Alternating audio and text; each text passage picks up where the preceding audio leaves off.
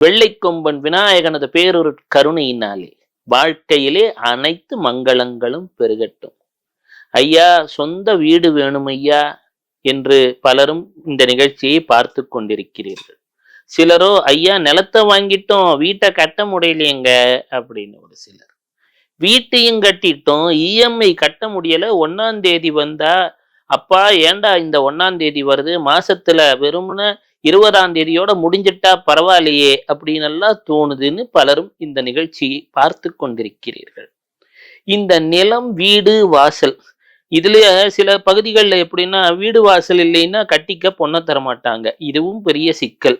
அதனால 90 கிட்ஸ் அம்மா அப்பாட்ட அடம் பிடிச்சு ஒரு வீட்டை வாங்கிடும். இப்பதான் ஐடி செக்டார்ல வேலை வந்திருக்குமா, எப்படியோ வாங்கிடு.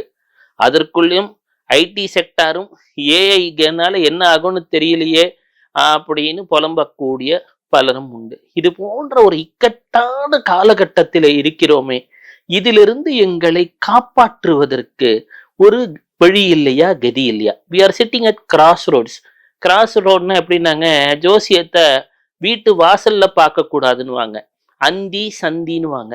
இந்த 6 மணி ஒரு வாழ்க்கையில இந்த மாலை நேரம் போல ஒரு சில சமயங்கள் என்ன முடிவு எடுக்கிறதுனே நமக்கு தெரியாது. இப்படி போகலாமா, அப்படி போகலாமான்ட்டு. இது போன்ற ஒரு காலகட்டத்துல இப்ப உலகமே இயங்கிட்டு இருக்கு. பலருக்கும் வேலை போயிடுமா அப்படின்னு ஒரு எண்ணம், சிலருக்கோ வேலை கிடைக்குமான்னு ஒரு தேடல். இது போன்ற நேரத்துல ஒரு மந்திரத்தை தாருங்கள். அது எல்லாரும் அவங்கவங்க வீட்டிலேயே சாமியை கும்பிட்டுக்கிற மாதிரி இருக்கணும். எங்களால நாங்களோ தங்கி இருக்கிறது ஒரு வாடகை வீட்டுல, இங்க பெரிய பூஜை எல்லாம் செய்ய முடியாது. எளிமையாக ஒரு பூஜையை சொல்லுங்கள். ஒரு குறிப்பிட்ட நேரத்திலே செய்தால் ஒரு பெரும் பணத்தை தந்துவிடும் என்று நீங்கள் அனுபவத்தில் உணர்ந்ததை சொல்லுங்கள்னு பலரும் கேட்டிருந்தீங்க. இது என் வாழ்க்கையில நடந்த ஒரு நிகழ்ச்சி. ஒரு காலத்துல அடியேன் பவானியில லட்சுமி நகர் என்ற ஒரு இடத்துல குடியிருந்தேன். பெயரிலேயே லட்சுமிகரம் இருக்கு இல்லையா, அந்த பகுதி அதுக்கப்புறம் பெரும் ஒரு பணக்காரர்கள் வசிக்கக்கூடிய ஏரியாவா மாறிடுச்சு. அந்த லட்சுமி நகர் வளர்ந்து கொண்டிருந்த காலகட்டம். என் குருநாதர் சொல்லுகிறார், தினமும் மாலை 6 மணிக்கு சாயீஸ்வரனுக்கு ஆரத்தி காட்டுப்பா. மாலை நேரத்திலே சூரியன் அஸ்தமிக்கும் நேரத்திலே ஒரு ஆரத்தியை காட்டி பாட்டு பாடி நீ வணங்கி விட்டால் உன் வாழ்க்கையிலே வெளிச்சம் வந்துடும் அப்படின்னார். நானும் ஜெயமும் பார்ப்பேன். தினமும் சாயங்காலம் நேரம் 6 மணி வந்துட்டா வீட்டுல எல்லாரும் கூடிடுவோம், ஒரு பாட்டை துவங்குவோம். ஓம் ஜெய் ஜெகதீஷ ஹரே அப்படின்னு சொல்ல சொல்ல, ஓம் ஜெய் ஜெகதீஷ ஹரே சுவாமி சத்ய சாயி ஹரே பக்த ஜன சம்ரக்ஷக பக்த ஜன சம்ரக்ஷக பர்த்தி மகேஸ்வரா ஓம் ஜெய் ஜெகதீஷ ஹரே. தினமும் வீட்டிலே ஆரத்தி காட்டப்பட்டது. எங்க இருந்து பணம் வந்ததுன்னு தெரியல. தினமும் திறந்தால் கல்லாப்பட்டியிலே பணம் நிறையும். எங்க வீட்டுல எங்கே பார்த்தாலும் துட்டு மேல காசு மேலன்னு வர ஆரம்பிச்சுது. எனினும் ஒரு 6 மாதம் பிறகு வீட்டு ஓனர் வந்தார். எல்லாம் சரிதான் தம்பி, நீ ஆரத்தி காட்டுறேன்னு சொல்லி ஒரேடியா கற்பூரத்தை ஆரத்தி காட்டின, உன் பூஜை ரூம் கலரப்பாரு அப்படின்னார். அது கருப்பா மாறி இருந்தது. உடனே நானும் என்ன பண்ணேன், சரி ஒரு நிலப்புலன்லாம் வாங்கிட்டோம், இந்த ஆரத்தி காட்டுற விளக்கத்தை விட்டு விடலாமேன்னு நிறுத்திட்டேன். ஒரு 2-3 வருடங்கள் பொருளாதாரத்திலே ஒரு தள்ளாட்டத்தை மீண்டும் உணர்ந்தேன். என் குருநாதர் கிட்ட சென்றேன். இந்த மாதிரி ஹவுஸ் ஓனர் சொன்னாருன்னு நான் ஆரத்தி காட்டுறத நிறுத்திட்டேன். ஆனா அப்ப சேர்த்த பணத்துல சொந்த வீடு வாங்கிட்டேன், இந்த பழக்கமே நின்று போச்சு. இப்ப கையில காசு பணம் துட்டு மணின்னு ஒரு பொருளாதார தட்டுப்பாடு இருக்கிறது என்ன. அப்போ சொன்னார், மீண்டும் இந்த வீட்டிலே ஆரத்தி காட்டக்கூடிய பழக்கத்தை துவக்கு, உன் சொந்த வீடு தானனர். எனினும் எல்லாருக்கும் இது போல சொந்த வீடு அமையாது இல்ல. இப்ப என்னோடது சொந்த வீடா இருந்ததுனால தினமும் மாலையில ஆரத்தி காட்டினேன். இப்ப நீங்க ஒரு அபார்ட்மெண்ட்ல இருப்பீங்க, இல்லைன்னா நீங்க படிக்கிறதுக்காக எங்கேயோ வெளியூர்ல தங்கி இருப்பீங்க. அங்க தினமும் ஒரு படத்தை மாட்டி இது போல உங்களால ஆரத்தி காட்ட முடியுமா என்றால் அது சிரமம். ஆனா உங்க வாழ்க்கையிலையும் அந்த இருள் சூழக்கூடிய நேரத்திலே ஒரு பொருள் சேர வேண்டும், ஒரு அருள் சேர வேண்டும். நான் மாபெரும் சபைதனில் நீ நடந்தால் உனக்கு மாலைகள் விழ வேண்டும். ஆமா, உங்களுக்கும் மாலைகள்லாம் விழணும். அந்த மாலைன்னு கழுத்துல மாட்டுறதுக்கு பேர் 9ஆம் இடம் பாக்கியஸ்தானம் இருந்தாதான் கழுத்துல அந்த மாலை ஒரு கௌரவம் ஒரு கம்பீரம் எல்லாம் கிடைக்கணும். அப்போ இதுக்கு நான் சொல்றது ரொம்ப எளிமையான வேலைங்க. உங்களால முழு ஆர்த்தி பாட்டு தெரியலைன்னா கவலைப்படாதீங்க. நீங்க கற்பூரம் எல்லாம் காட்ட வேண்டாம். சாமி படத்தை கூட மாட்ட வேண்டாம். இது இப்ப நான் சொல்ல போறது ரொம்ப சிம்பிளான ஒரு வேலை. எளிமையிலும் எளிமைப்படுத்தி சொல்கிறேன். மாலை ஒரு 6 மணிக்கு மேல எப்போன்னு பாருங்க. அந்த கடைசி 4 லைன், நாராயண நாராயண ஓம் சத்ய நாராயண நாராயண நாராயண ஓம், நாராயண நாராயண ஓம் சத்ய நாராயண நாராயண ஓம் சத்ய நாராயண நாராயண ஓம், ஓம் ஜெய் சத்குரு தேவா சாய் நாராயண. திருப்பி ஸ்டார்ட் பண்ணிருங்க.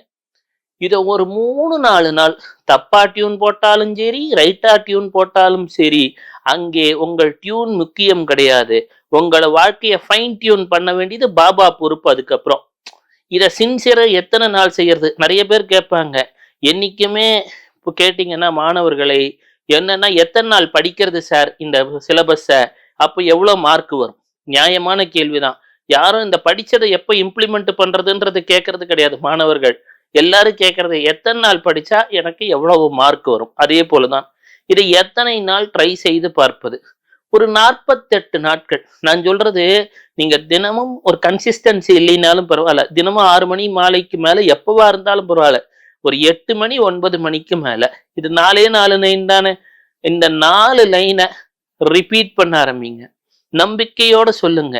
நான் இங்க சாமி படம் தேவை கிடையாது, எந்த சுத்த பத்தம் எல்லாம் பார்க்கணும்னு ரூல்ஸ் கிடையாது. நீங்க வெஜ்ஜு நான்வெஜ்ஜு உங்க விருப்பத்துக்கு ஏற்றபடி சாப்பிட்டுக் கொள்ளுங்கள். அவரவர் உணவு பழக்கம் அவரவர் சுதந்திரம் என்பதை அடியேனுடைய கொள்கை. தைரியமா உங்களுக்கு பிடிச்சதை சாப்பிடுங்க. நீங்க ஆரத்தி எல்லாம் காட்டணும்னு கிடையாது. இந்த 4 லைனை ஒரு 3 தடவை ரிப்பீட் பண்ணுங்க. சந்தோஷமா ரிப்பீட் பண்ணுங்க. என் வாழ்க்கையில மகிழ்ச்சி வந்துடுச்சு, என் வாழ்க்கையில சந்தோஷமாக இருக்கிறேன், வண்டி வாகனங்கள் வந்து விட்டது, ஆரோக்கியம் பெருகிவிட்டது, ஐஸ்வர்யம் பெருகிவிட்டது அப்படின்னு ஒரு சந்தோஷ மனநிலையோட சொல்ல தோங்குங்க. என்னன்னாங்க, நம்ம உடம்புக்கு பயோ ரித்தம் பயோ கிளாக்னு ஒண்ணு உண்டு. நீங்க வேணா யோசிச்சு பாருங்களேன். காலையில எழுந்த உடனே நம்மளை மீறி ஒரு சுறுசுறுப்பு வந்துருது, கரெக்டுங்களா? நைட் அந்த டயத்துக்கு போனா மைண்டு அது ஒரு தூக்க நிலைக்கு செல்கிறது. இதைதான் இந்த ஆல்பா பீட்டா தீட்டான்னா சொல்லுவாங்க மனோ தத்துவத்துல. இது போல ஒரு உறக்க நிலைக்கு செல்லும் பொழுது, நீங்கள் ஒரு பாசிட்டிவான ஒரு சொல்லை பயன்படுத்தும் பொழுது, நாராயண அப்படின்னா என்ன தெரியுங்களா? இறைவன், அவன் கண்களில் தண்ணீர் தேம்பி இருக்கிறதாம். அது எதுக்குங்க அவருக்கு தண்ணீர் தேம்பி இருக்கு? அவருக்கு தான் மகாலட்சுமியே கூட இருக்காங்களே. 1000 வங்கிகளுக்கு சமமானவள் அந்த தாய். பிரபஞ்சத்துக்கே உணவு சோறு போடுறவ பெருமாளுக்கு சோறு போடாம விட்டுருவாளா? அவருக்கு, ஐயோ நம்ம பிள்ளை கஷ்டப்படுறானே, இங்க இந்த நிகழ்ச்சியை பார்த்துட்டு இருக்கிற என் பொண்ணு கஷ்டப்படுதே அப்படின்னு அந்த நாராயணன் கண்களில் தண்ணீர் தேம்பி இருக்கிறதாம். அதனால அந்த நாராயணன் எப்படா இவன் நம்ம பேரை சொல்லி கூப்பிடுவான், என்னைக்கான்னு தெரியாம நாராயணான்னு சொல்லிட மாட்டானா? இவனுக்கு ஏதான நலத்தை தந்து விட மாட்டேனா? இவனுக்கு வாழ்க்கையில ஒரு பொருளாதார பலத்தை தந்து விட மாட்டேனா? இவனுக்கு ஒரு வண்டி வாகன சுகமெல்லாம் வேண்டுமே என்று. அதனாலதான் சுக்கிரனும் புதனும் சேர்ந்துருச்சுன்னா அதுக்கு பேர் வேணுகோபால யோகம்னு பேரு. சுக்கிரன்னா என்னங்க? ஒரு பாட்டு பாடக்கூடிய கவித்துவ தன்மை. அதுல பெருமாளை நீங்கள் மனதார பாடணும். அதாவது பூமாலை போல பாமாலையும் பெருமாளுக்கு பிடிக்கும். அந்த பெருமாளை மனங்கவர வைக்கக்கூடிய அந்த பாமாலை எதுவும் பாருங்க, சிம்பிளா 4 லைன். 4 லைன்ல யார் யாரையோ கூப்பிடுறோம், யார் யார் கால்லயோ விழுறோம். யாராவது என்ன கை கொடுத்து தூக்கி விட்டுற மாட்டானா? யாராவது எனக்கு ஏதாவது நல்லது செஞ்சிட மாட்டானா அப்படின்னு கெஞ்சுறோம். பெருமாள் கிட்ட கேட்டு பாருங்களேன். பேர்லயே பெரும் ஆள்னு வச்சிருக்கிறான். அந்த ஏழுமலையா உங்களை ஏழ்மையில தவிக்க விட்டுறோம்னு நினைப்பானுங்களா? நினைக்கவே மாட்டான். ஐயோ நம்ம பிள்ளைய காப்பாத்தணுமே, நம்ம பொண்ணு அங்க அழுதுட்டு இருக்காளே, அவ காலேஜ் ஃபீஸுக்காக கடன் வாங்கணும்னு சொல்றாளே, அவ பிசினஸ் லாஸ் ஆயிருச்சே, ஏமாந்துட்டாளே, எப்படிப்பா நம்ம காப்பாத்துறது?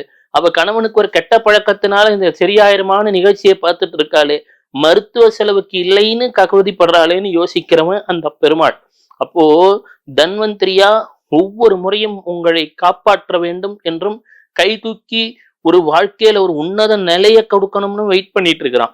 அதே போல எத்தனையோ தாய்மார்கள் வீட்டிலே ஆரோக்கியம் பெருக வேண்டும் என்று நினைத்து கொண்டிருக்கிறீர்கள். தன்வந்திரி என்ற ஒரு பெரும் வடிவத்தை மகாவிஷ்ணு உங்களுக்காகத்தான் எடுத்தார். ஓம் நமோ பகவதே தன்வந்திரயே அமிர்த வாசுதேவாய தன்வந்திரயே அமிர்த கலசஹஸ்தாய சர்வ ஆமய நாசனாய திரைலோக்கியநாதாய ஸ்ரீ மகாவிஷ்ணுவே நமக. அது என்னங்க சர்வ ஆமய நாசனாய? நம்ம சொல்றோம் இல்லைங்களா, பொறாமை, இல்லாமை, வெறுமை, இதெல்லாம் ஆமைய அப்படின்னா என்னன்னா, வாழ்க்கையில எத்தனையோ ஒரு துன்பத்தினால அழுதுகிட்டு இருக்கீங்க, உங்களை காப்பாத்தணும்னா அந்த தன்வந்திரி காத்துக்கிட்டு கிடக்கான். அது எப்போ உதவுவான்? இந்த நாராயண நாமத்தை சொல்லிட்டா உதவிடுவான். உங்களுக்கு பெருசா வேற எதுவுமே தெரிய தேவையில்லைங்க. நான் சொல்லுகிறேன், 4 வேதங்கள் படிக்க தேவையில்லை, வேதாந்தங்கள் தெரிய தேவையில்லை, எந்தவித ஞானம் என்று நாம் எதையும் தேடத் தேவையில்லை. எல்லாம் நாராயணா என்ற அந்த ஒரு நாமத்தில் வந்துவிடும்.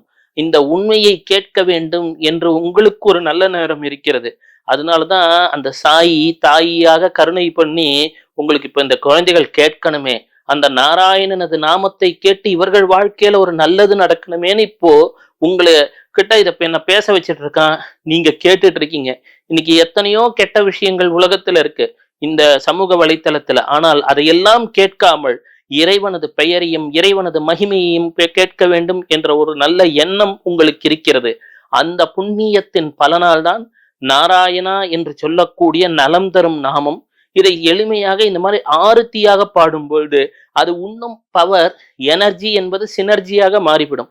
தேன் நல்லது, அந்த தேனிலே இன்னும் பாகும் பருப்பும் கலந்து விட்டால் அதை போலத்தான் இந்த நாராயண நாமம். மாலை நேரங்களில் சொல்ல துவங்குங்கள். வெற்றி உங்களுக்காக காத்து கிடக்கிறது. திருமகள் உங்களுக்காக எப்போ நீங்க அந்த பெயரை சொல்லுவீங்க, எப்போ உங்களுக்கு அருளலாம்னு உங்க வீட்டு வாசக்கதவை தட்டிக்கிட்டு இருக்கிற அந்த மகாலட்சுமி சொல்ல துவங்குங்கய்யா. இனி வாழ்க்கையிலே செல்வம் பெருக துவங்கும். சிவ சிவ.